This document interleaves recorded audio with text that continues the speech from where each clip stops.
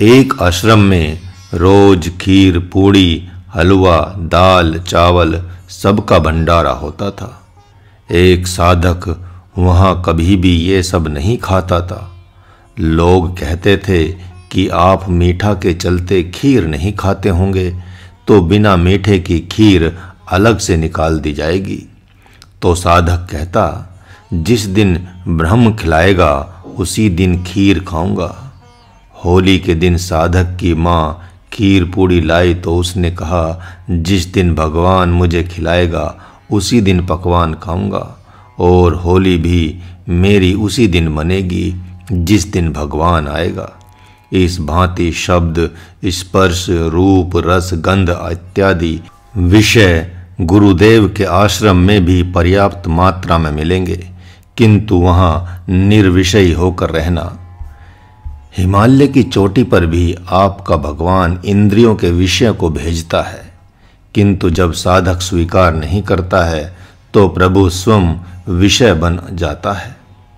जन्म और मृत्यु के ऊपर विचार करना, वहाँ वृद्धावस्था एवं व्याधियों पर विचार करके रहना, नाना प्रकार के दुख दोषों पर विचार करना, राग द्वेष आदि दोषों पर विचार करना, गुरु आश्रम में उसकी अध्यक्षता में रहकर ऐसे विचार करना जैसे श्री राम प्रभु ने विचार किया है। कितना गहन विचार है, चिंतन किया है। जन्म, जरा, मृत्यु पर इसे योग वशिष्ठ में देखें। बचपन में ही श्री राम प्रभु तीर्थ यात्रा से लौटकर अयोध्या आए और महल में वैरागी बन के रह गए। बड़ी समस्या हो गई। न माँ से न भाई बांधवों से बोलना, पिता माता के आने पर भी प्रणाम करके एक कोने में बैठे रहना आदि। महाराज के गुरुदेव कहते थे कि ध्यान चिंतन पहले घर के कोने में, वहाँ सिद्ध होने पर फिर वन में और पुनः मन में किया जाता है। मानो प्रभु श्री राम भी यही संकेत कर रहे हों। महल के किसी भी एक कोने में छिपकली भी बैठी रहती है, चूहा भी बैठा रहता है। प्रभु कह रहे हैं, मानो मैं वैसा ही क्षुद्र प्राणी हूँ जो अपने को नहीं जानता, जिसके पास न कोई शक्ति है, न आध्यात्मिक साम्राज्य है, न आँख है, न वाणी है। सारी की सारी वाणी उधार, सारा का सारा ज्ञान उधार, सब कुछ तो उधार ही है। महाराज भी आप सबसे पूछे कि आपका अपना ज्ञान क्या है, जिसे आपने कहीं पढ़ा नहीं, सुना नहीं, आपकी अपनी अनुभूति क्या है, तो आप झंझट में पड़ जाएंगे। प्रभु श्री राम सोचते हैं, मेरे पास कुछ है ही नहीं तो पलंग भी मेरे लिए नहीं है, अतः कोने में ही बैठे सो जाते। शरीर सूख कर हड्डी का ढांचा बचा। प्रभु श्री राम की वैसी स्थिति में ही विश्वामित्र उन्हें मांगने आ गए। प्रभु ने उनसे कहा, हे मुनिनाथ, आप ताड़का, सुबाहु, मारीच को मारने की बात करते हैं, जबकि ये ताड़का, सुबाहु एवं मारीच तो माया के रूप में मेरे पीछे भी पड़े हैं। कम से कम वे इतने शक्तिमान तो हैं कि आपकी यज्ञशाला में विघ्न बनकर आ जाते हैं, परंतु इस राम की मोह ममता में ताड़का, सुबाहु का वध हो तब तो आपकी सेवा में चले। इस समय तो मुझ राम का अपना मन ही साथ छोड़ दिया है, बुद्धि ही साथ छोड़ बैठी है। कल को मैं नहीं जानता महाराज कि मेरा जीवन रहेगा या नहीं। मैं सामान्य जीवन और मृत्यु अब नहीं चाहता। शरीर के पीछे व्याधियाँ पड़ी हुई हैं, वृद्धावस्था पड़ी हुई है। जब ये मेरे शरीर को पकड़कर अच्छी प्रकार जकड़ लेंगे तब मैं कुछ भी नहीं कर पाऊंगा। आपकी आज्ञा से यदि मैं चला तो निश्चित ही ताड़का, सुबाहु, मारीच मारे जाएंगे, किंतु उन्हें वहां मारने वाला राम नहीं, आपकी आज्ञा होगी। राम केवल निमित्त होगा, उन असुरों को मारेंगे आप, किंतु लोग जानेंगे कि राम ने मारा। लेकिन मैं तो जानूंगा ही कि राम ने नहीं, आपने मारा। इस प्रकार का मैं जीवन जीना नहीं चाहता। वे मारे जाएंगे लेकिन मेरा विकार ज्यों का त्यों सुरक्षित रह जाएगा।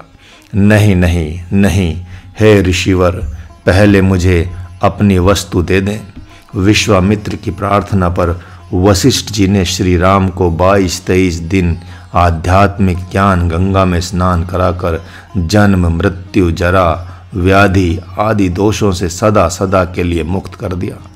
कालांतर में श्री राम प्रभु का संदेश रूप उपदेश आया कि मानव मात्र को यदि गृहस्थ आश्रम में प्रवेश करना ही है तो सर्वप्रथम आत्मज्ञान लेकर प्रवेश करे। गृहस्थ आश्रम में जन्म लेकर मृत्यु की प्रतीक्षा करते हुए जीना शोभा नहीं देता। महर्षि व्यास ने महत कुशलता के साथ इस मंत्र में सर्वप्रथम जन्म, मृत्यु, फिर मृत्यु, पुनः जरा और व्याधि आदि का नाम लिया है। अर्थात जन्म, मृत्यु, जरा, व्याधि, दुख, दोषानुदर्शनम जन्म मृत्यु से घिरा हुआ है, शरीर वृद्धावस्था और व्याधि से घिरा हुआ है। इस प्रकार पूरा जीवन दुख और दोषों से घिरा हुआ है। इसलिए क्रम पूर्वक सब पहलू पर चिंतन करना कि यह शरीर अर्थात मानव शरीर जो भगवान के नाम रूपी बीज को बोया जाने वाला खेत है, उस खेत को पाकर यदि मैं अपने को नहीं जानता तो भगवान को क्या जानूंगा। अतः ऐसे जन्म से तो मृत्यु श्रेष्ठकर है, मर जाना ठीक है। इसे कहा जाता है पश्चाताप। जब ऐसा है तो फिर पहले भगवान को पाएं मृत्यु की प्रतीक्षा करके, क्योंकि जीना जन्म मृत्यु पता नहीं कब मृत्यु आ जाएगी, क्योंकि कल को तो जानते नहीं। इसलिए जन्म तभी सार्थक होगा जब अपने को जान लेंगे। पता नहीं बुढ़ापा कब बड़े वेग से आ जाएगी। बुढ़ापा तब आती है तो नाना प्रकार की व्याधियां साथ लाती है, स्मृति दोष भी हो जाता है। बूढ़े की दशा सब जानते हैं, कोई उससे बोलना नहीं चाहता। नाना प्रकार के उत्पात उसके भीतर से प्रकट होने लगते हैं। शरीर जर्जर, इंद्रियां जर्जर, किंतु मन बड़ा बलवान हो जाता है। मन तो खाने पीने का करता है। कोई आकर मेरे पास बैठा रहे ऐसा चाहता है, लेकिन कोई बैठने को राजी नहीं होता। हे प्रभु ले जाओ, ऐसा लोग कहने लगते हैं। ऐसे दुख दोषों पर साधक विचार करता है। कहाँ? सदगुरु के आश्रम में। परम पूज्य मस्तराम बाबा ने आत्मचिंतनम नामक ग्रंथ में इसे इस प्रकार संकेत किया है। ज्ञानम ज्ञान पर्यंतम जीवनम मृत्यु संवृतम स्वप्नवत सर्वम स्पष्टम आत्मा साक्षी सदक्षर। अर्थात हे आत्मा, तुम साक्षी सत्य एवं अक्षर हो। ज्ञान एवं अज्ञान के चक्कर में क्यों पड़े हो? जन्म और मृत्यु की प्रतीक्षा क्यों कर रहे हो? क्योंकि व्यावहारिक ज्ञान अज्ञान से ही घिरा हुआ है। कोई भी व्यावहारिक ज्ञान अज्ञान के बिना संपन्न नहीं होता।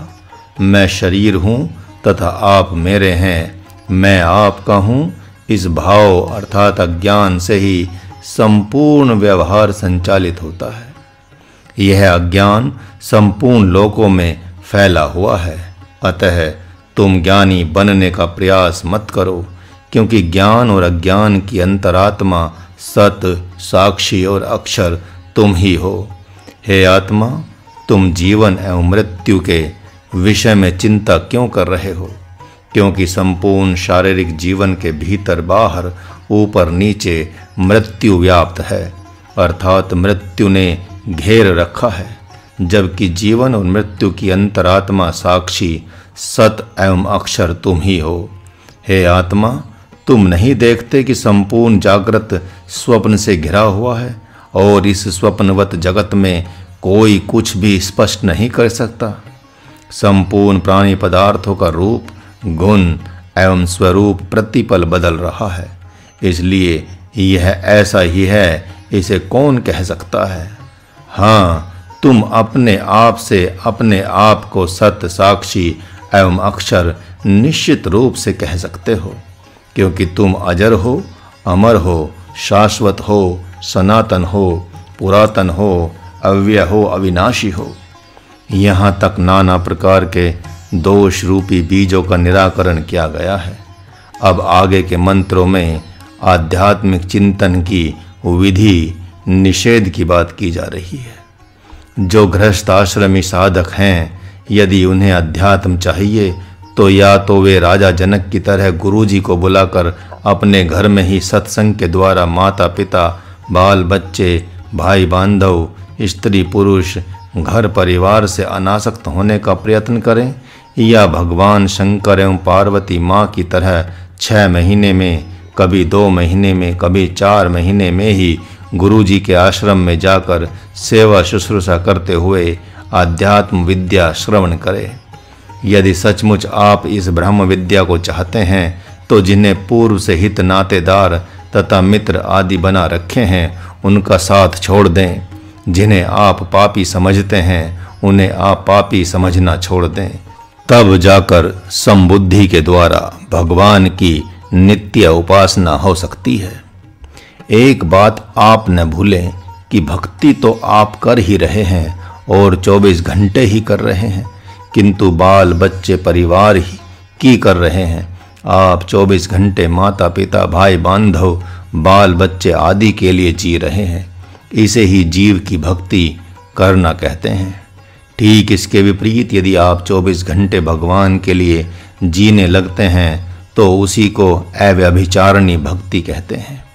यदि सद्गुरु आश्रम में आप रहते हैं तो नित्य भक्ति ही हो रही है। यदि घर में भी सबको भगवान का मान रहे हैं तो सदा जप तप योग सत्संग में लगे रहते हैं तो नित्य भक्ति योग ही वह कहा जाता है। यदि गुरु आश्रम में हैं तो वहाँ देखना है कि कौन सा पेड़ एकांत में है, कौन सी जगह एकांत है। गुरुजी का सिद्धांत लेकर उस एकांत में जाएं और चिंतन करें, ध्यान करें। गुरुजी के पास चिंतन करें अथवा एकांत में चिंतन करें। लेकिन जो सद्गुरु के अनुसार रहते हैं उनके लिए तो गुरु ही एकांत देश है, अथवा उस परिसर में जहाँ भी आपको एकांत लगे वहाँ पर बैठकर चिंतन करें। यदि आप गृहस्थ आश्रम में हैं तो वहाँ भी एकांत देश मिल जाएगा। घर में हों तो एकांत में, खेत पर या बगीचे में नित्य चिंतन करें। लोगों के बीच न रहें। यदि अध्यात्म चाहिए तो गृहस्थ आश्रम में समय से खाने घर आ गए, फिर खेत पर चले गए, कुएं पर चले गए, एकांत बगीचे में चले गए और वहाँ जाकर चिंतन किया भगवान का। और जब सद्गुरु कह दे तो संन्यास ले लें। वहाँ पर क्या चिंतन करना। हाँ, यही कि अध्यात्म क्या है, अधिभूत क्या है, अधियज्ञ क्या है, अधिदेव क्या है, अधिपुरुष क्या है, माया क्या है, जीव क्या है, ब्रह्म क्या है, इत्यादि इत्यादि। अध्यात्म ज्ञान नित्यत्व और पता चल जाए कि सर्वत्र भगवान है तो उस तत्व दृष्टि से सब में भगवान देखना। दुबई में रहने वाली मांडवी नामक बालिका को महाराज देखता है। उसको 13 वर्ष की अवस्था में उसके न चाहते हुए भी उसके माता पिता रेखा माई एवं डॉक्टर कंचन जी के प्रयास से सत्संग प्राप्त हुआ। उस बालिका ने अपने सद्गुरु से 12 दिन तक सत्संग लाभ लिया। पाश्चात्य संस्कृति का भूत उसके तन मन वचन हृदय को पूरी तरह से पकड़ लिया था। वह सुबह जगने से लेकर रात 10-11 बजे तक सैकड़ों प्रश्न करती और उसके सद्गुरु उसका समाधान करते। जब उसका सिद्धांत काटा जाता तो बहुत करुण हृदय से रोती और उसके माता पिता भी रोने लगते। उसके सद्गुरु का भी हृदय भर आता था, लेकिन तो भी उन्होंने उसका पीछा नहीं छोड़ा। सूअर, कुत्ते और गाय के साथ व्यवहार अलग अलग होना चाहिए, यह समझा कर माना। श्री राम व श्री कृष्ण साक्षात निर्गुण निराकार परमात्मा ही हैं, ऐसा बताकर ही माना, इत्यादि इत्यादि। अति कुशाग्र बुद्धि वाली मांडवी ब्रह्म को, भगवत व्यवहार को, सनातन ब्रह्म को और सगुण ब्रह्म को श्रद्धा और विश्वास के साथ स्वीकार करती हुई 12वें दिन अपने सद्गुरु को भगवान के रूप में देखते हुए शरणागत हो गई। संत और सद्गुरु के द्वारा नित्य सत्संग प्राप्त होने पर नित्य भक्ति प्राप्त हो ही जाती है। एक भक्त ने महाराज के पास आकर रोते हुए कहा, आपने पूर्णानंद को गेरू वस्त्र दे दिया, मैं तो उनसे पहले का आया हूँ, मेरे साथ ऐसा अन्याय क्यों हो रहा है? महाराज ने कहा, पूर्णानंद का घर से संबंध नहीं है, वे नैष्टिक ब्रह्मचारी हैं। 4-5 साल से तो यहीं अखंड साधना कर रहे हैं। वे कर्म से, स्वभाव से और व्यवहार से संत तो बचपन से हैं। आप तो अभी भी घर जाते हैं ना? उसने कहा, बेटे के पास जाता हूँ, धर्म पत्नी के पास नहीं। बेटा घर नहीं है क्या? महाराज ने कहा, कहाँ तो प्रदेश छोड़ना पड़ता है सन्यास के लिए, और आप कहते हैं कि गेरू वस्त्र क्यों नहीं दिया? ऐसा सुनकर तो लाज को भी लाज आ जाएगी। गेरू वस्त्र पहनकर ठगी करो, पैसा कमाओ, पूजा पाओ, बस ऐसा चाहते हो क्या? जिसमें 12 आना संसार की कामना है और 4 आना भगवान की कामना है, उसको थोड़ा विशेष प्रयत्न करना पड़ेगा। सदा ही अध्यात्म विद्या का एकांत में रहते हुए श्रवण मनन चिंतन करना होगा। समाज से कुशलता से छिपकर चिंतन करने वाला भगवान को अतिशय प्रिय है। एकमात्र प्रसाद पाने के लिए घर आएं और एकांत में रहकर सदा सबको ही भगवान समझने का प्रयत्न करें।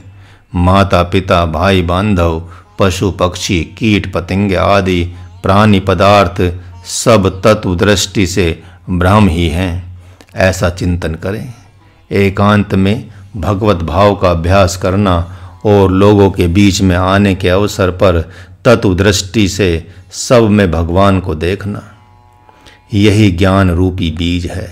इस हृदय रूपी खेत में प्रथम अवस्था में भगवान को नहीं बल्कि भगवान भाव रूपी बीज को बोया जाता है और संन्यास आश्रमी साधक के द्वारा सर्वाहमस्मि, सर्वत्र सर्व रूपों में मैं ही हूँ का बीज बोया जाता है। चतुर किसान खेत में महंगी फसल बोने के लिए पहले बहुत सस्ती फसल जो विशेष खाद युक्त है जैसे सन बोते हैं और उसे बड़ा करके हल से पुनः मिट्टी में दबा देते हैं। उस खेत में पानी भरकर उसे सड़ा देते हैं, उसके उपरांत उसमें महंगी फसल बो देते हैं। ठीक उसी प्रकार तन मन वचन हृदय को पवित्र बनाने के लिए अहिंसा, अमानता, अदम्भता, शम, दम, उपरति, तितिक्षा आदि बीज बोकर पवित्र बनावें। पुनः आध्यात्मिक ज्ञान रूपी बीज अहम ब्रह्मास्मि को बो दें। यदि बीज डालने नहीं आ रहा है तो सद्गुरु से प्रार्थना करें, वह आपके आँखों से, कानों से, मन से, बुद्धि से बीज डाल देगा।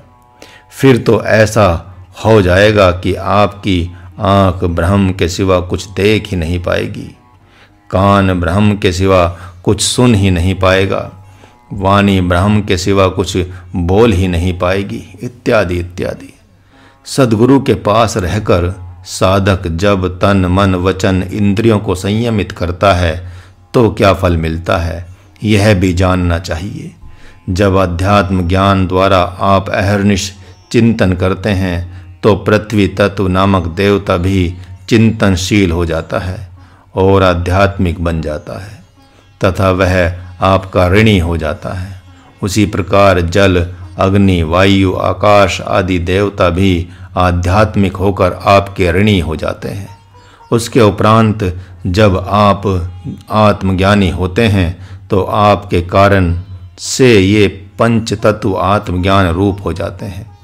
आपका ब्रह्म ज्ञान व्यापक हो जाता है तो उनको भी अपने अधिकार में ले लेता है। उसी प्रकार संपूर्ण इंद्रियों और इंद्रियों के देवताओं को भी आत्मज्ञान रूप हुआ जानना चाहिए। अब ये आत्मज्ञान रूप हुए संपूर्ण देवता प्रसन्न होकर आपको क्या दे देते हैं? हाँ, यही कि वे प्रसन्न होकर अपने अपने दिव्यास्त्रों को शक्ति के रूप में देते हैं। सूक्ष्म रूप में पृथ्वीयास्त्र, वरुणास्त्र, आग्नेयास्त्र, वायव्यास्त्र, नभास्त्र, ब्रह्मास्त्र आदि दे देते हैं। इसी कारण से ये आत्मज्ञानी के पास रहते ही हैं जिनका भले ही वह प्रयोग न करे।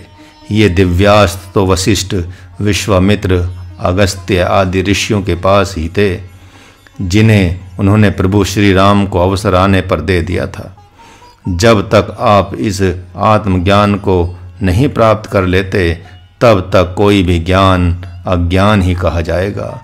ब्रह्म कामना ज्ञान है और क्षुद्र कामना, पाशविक कामना अज्ञान है।